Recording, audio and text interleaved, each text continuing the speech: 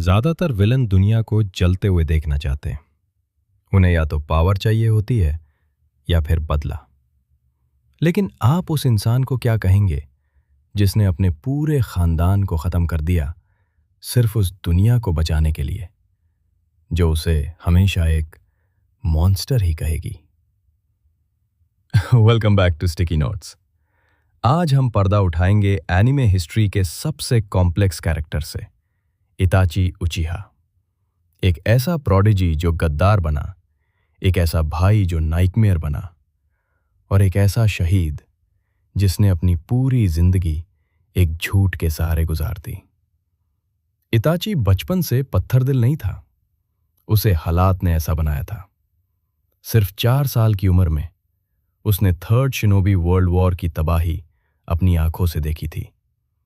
एक बच्चे के लिए इतनी लाशें देखना कोई मामूली बात नहीं होती।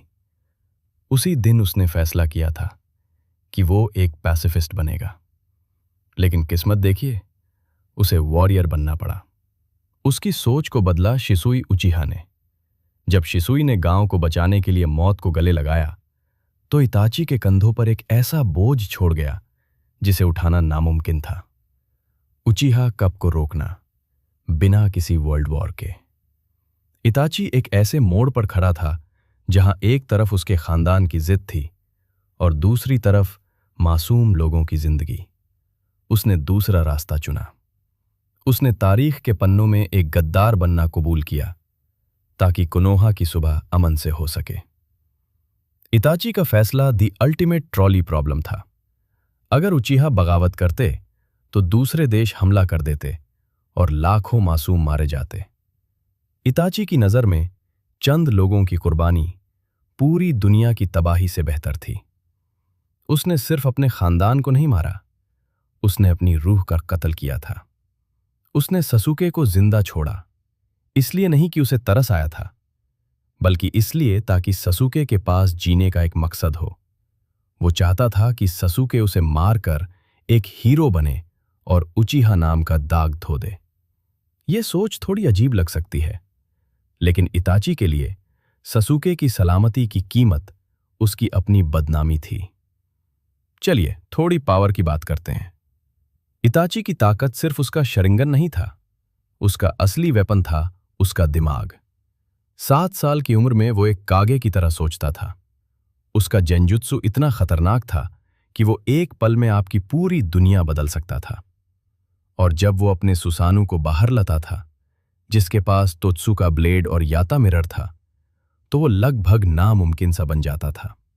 वो जंग के मैदान में खुदा की तरह था, क्योंकि वो हमेशा अपने दुश्मन से 10 कदम आगे रहता था।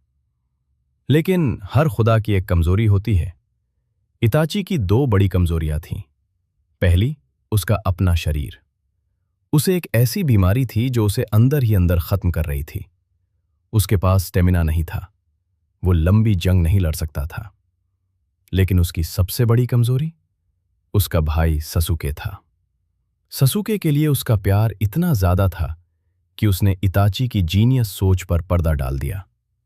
उसने ससुके की पूरी जिंदगी को कंट्रोल करने की कोशिश की, उसे नफरत के रास्ते पर भेजा, जिससे वही गांव खतरे में पड़ गया जिसे इताची ने बचाया था।